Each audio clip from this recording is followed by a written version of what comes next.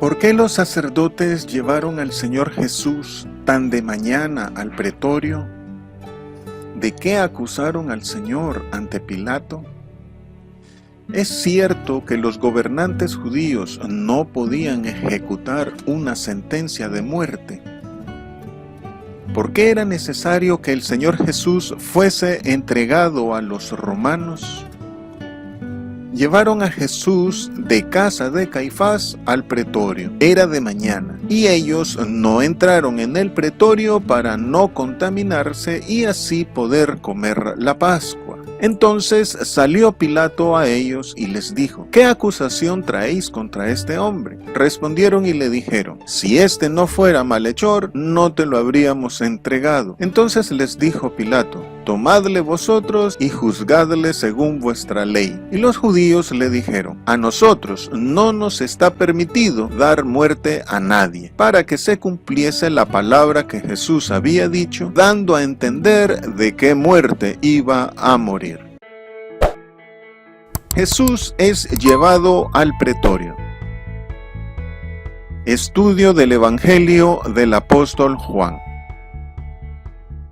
Llevaron a Jesús al pretorio. Indica el apóstol Mateo que el Señor Jesús aún permanecía atado, y así le llevaron ante Pilato. Y el apóstol Juan señala que fueron los principales sacerdotes quienes llevaron y entregaron al Señor Jesús ante Pilato. El pretorio era la residencia del gobernador romano, en este caso de Poncio Pilato, desde donde éste administraba justicia. Normalmente el gobernante atendía en Cesarea, pero en esta ocasión se había trasladado a Jerusalén a causa de la fiesta judía de Pascua. Por unos restos arqueológicos, algunos creyeron que el pretorio estaba en la Torre Antonia, junto al templo, pero se ha comprobado que los restos son del foro de lo que antes había sido Judea y que luego del 70 después de Cristo los romanos renombraron como Aelia Capitolina. El libro de los Hechos de los Apóstoles se refiere a la Torre Antonia como cuartel y nunca como pretorio, y según Josefo, el pretorio en Jerusalén estaba ubicado en el palacio de Herodes. Y también menciona que Gesio Floro, el procurador de Judea a partir del 64 después de Cristo, vivió en el palacio de Herodes. Así, el que el pretorio estuviera en el palacio de Herodes explica la facilidad con la que el Señor Jesús fue trasladado por Pilato a Herodes y viceversa. Esta transferencia entre ambos establece la inocencia del Señor Jesús por parte de estos gobernadores ante las autoridades judías. Según el apóstol Mateo, en el pretorio había una gran explanada exterior o atrio en el que podía congregarse una multitud, y en su interior también había dormitorios. De aquí que menciona a la esposa de Pilato. Y según el evangelista Lucas, había varias estancias con barracas para soldados. Era de mañana. El filósofo romano Séneca atestigua que los tribunales romanos comenzaban su jornada laboral muy temprano, al amanecer. Los sinópticos señalan que, venida la mañana, todos los principales sacerdotes y los ancianos del pueblo entraron en consejo contra Jesús para entregarle a muerte. Según el evangelista Lucas, el viciado juicio de Jesús duró toda la noche y que se dio luego de la negación de Pedro. No significa que hubo dos sesiones, una por la noche y otra por la mañana, sino que ya estando por la mañana se reunieron para ponerse de acuerdo en la estrategia para inducir a Pilato a ejecutar al Señor Jesús. Según Marcos capítulo 13 versículo 35, por la mañana significa después del canto del gallo, lo cual nos ubica a las 6 de la mañana. Y esto, según la tradición, ocurrió el día viernes 14 de Nisan, que según la costumbre judía había empezado a las 6 de la tarde del día anterior. No entraron para no contaminarse. Según Hechos 10 versículos 28 y 45, el solo juntarse a un extranjero o gentil era razón de contaminación para un judío, y entrar a su casa maximizó autorizaba la contaminación. Otras razones para no entrar a la casa de un gentil eran la práctica gentil de enterrar a sus muertos en las viviendas, evitar la presencia de una mujer, como en el caso de la esposa de Pilato, y la existencia de levadura en las residencias de los gentiles. Y para los sacerdotes esto era más problemático si ya se habían purificado para participar en un rito sacrificial como la Pascua que estaba por celebrarse. Una impureza inhabilitaba a un judío a celebrar la Pascua, por lo que debía esperar un mes para poder celebrarla en la segunda Pascua. Sin embargo, un judío sí podía estar en el atrio de una casa gentil o en los lugares abiertos de los patios de los gentiles sin peligro de contaminarse. Algunos ven aquí un trasfondo ideológico para la advertencia paulina sobre comer indignamente la cena del Señor, pero una buena interpretación del texto paulino niega este trasfondo. A diferencia, el Señor Jesús entró a la casa del centurión romano, comió con publicanos y pecadores, habló con una mujer extranjera y otras, y estuvo dentro del pretorio. Esto es una enseñanza vital suya contra la discriminación. Con el Señor Jesús aprendemos que no hay contaminación espiritual por nada de esto. Lo que llama la atención aquí es lo irónico del caso. Las autoridades judías se preocupaban por no contaminarse por la Pascua, pero no les inmutó sentenciar a muerte a Cristo Jesús en la Pascua. Esa era su prisa para ir tan temprano al pretorio, deshacerse del Señor Jesús antes de iniciar la Pascua, la cual iniciaba con el rito de la muerte de los corderos,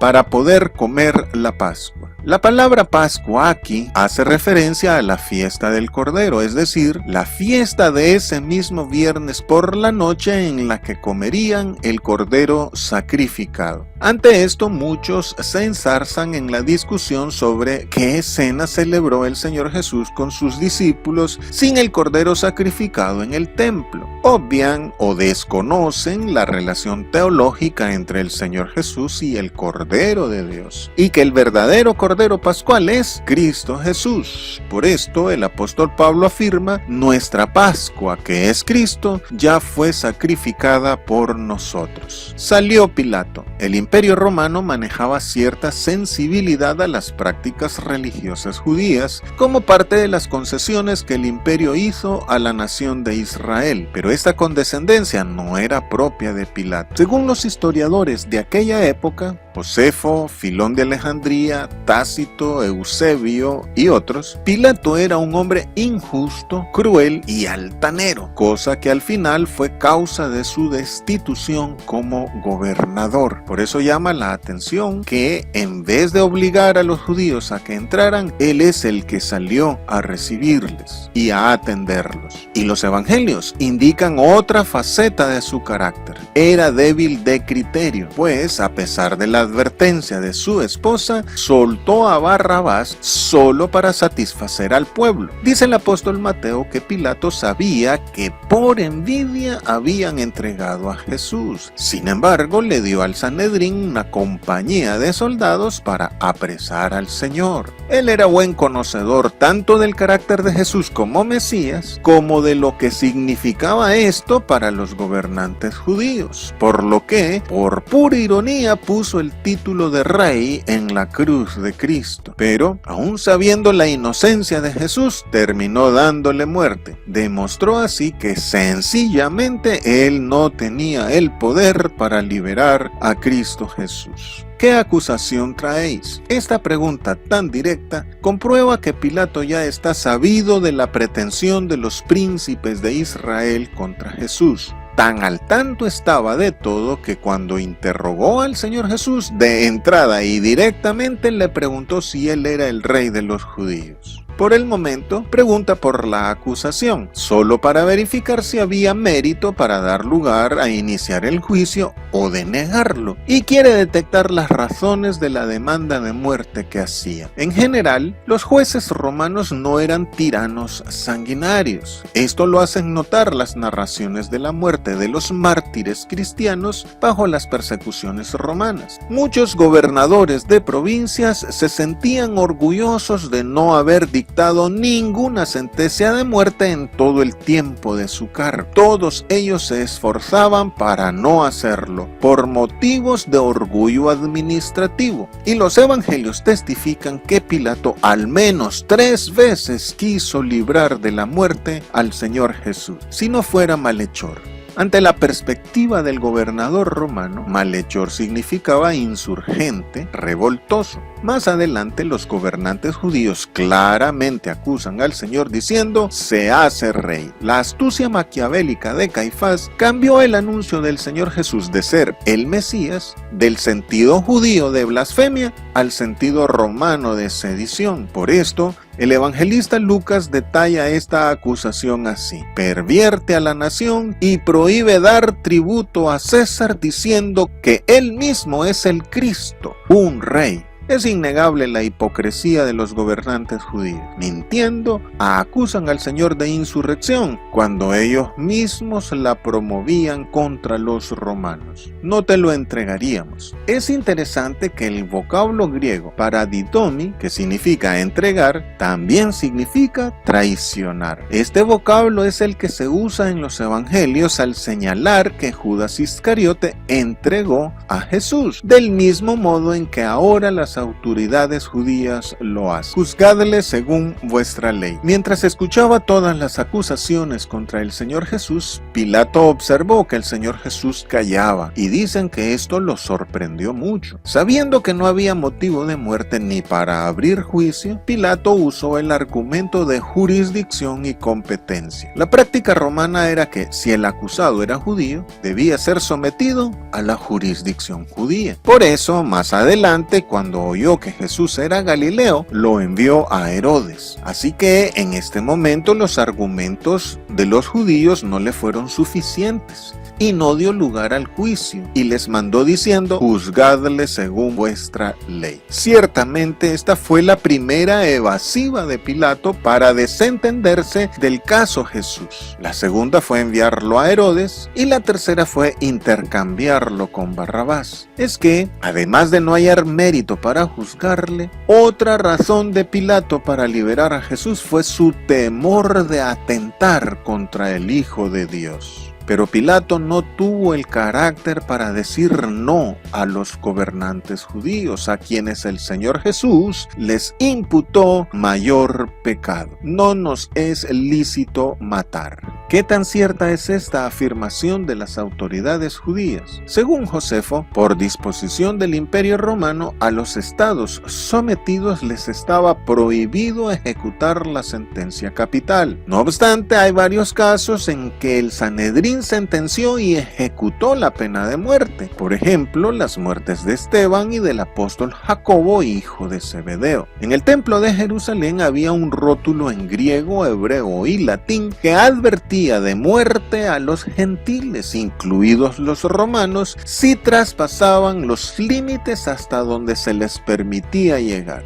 Está también el caso de la mujer adúltera y las cartas dadas a Saulo de Tarso para ejecutar a los cristianos. Y luego están los intentos por matar al apóstol Pablo. Hay quienes dicen que lo de la mujer adúltera y lo de Esteban no fue ejecución sino linchamiento, que las cartas a Saulo de Tarso eran órdenes de captura, no de ejecución, y que la muerte del apóstol Jacobo sucedió en el ínterin de cambio de prefecto romano, muerte por la que el sumo sacerdote fue castigado. Pero Josefo también cuenta que en el año 94 a.C., el sumo sacerdote Alejandro Janeo, crucificó a varios fariseos. Y el Talmud cuenta que la hija de un sacerdote que cometió adulterio fue muerta en una hoguera. También dice el Talmud que la lapidación, la hoguera, la decapitación y el estrangulamiento eran las 4 formas de ejecución capital aceptables para el judaísmo, aunque solo las 3 primeras están reconocidas en el Antiguo Testamento. Todo esto pone en duda la afirmación de que los gobernantes judíos no podían dar muerte a nadie.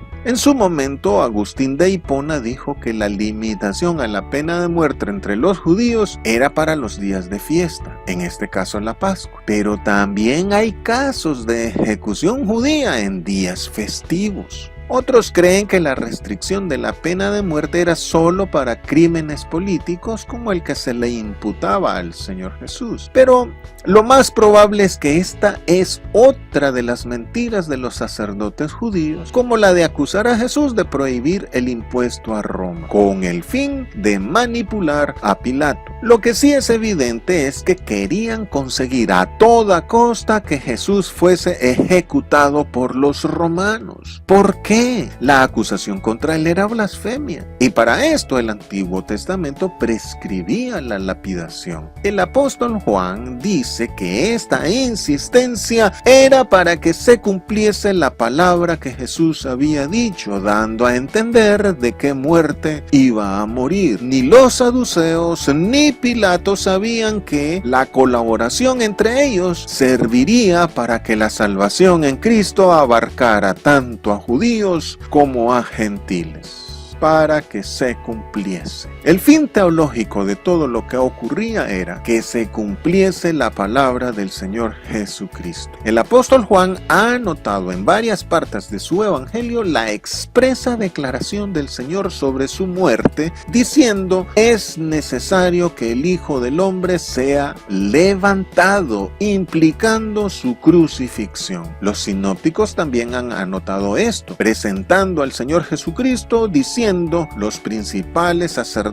entregarán al Hijo del Hombre a los gentiles. La confluencia de acciones entre judíos y gentiles era necesaria para que la salvación abarcase también a los gentiles. Dios controló providencialmente todos estos sucesos, cumpliendo su propósito salvífico universal en Cristo Jesús. Así, Cristo Jesús, el bendito de Dios, el Mesías, nuestro representante ante Dios, al ser colgado en la cruz, nos redimió a todos de toda maldición, al ser hecho por nosotros maldición, porque está escrito: maldito todo el que es colgado en un madero.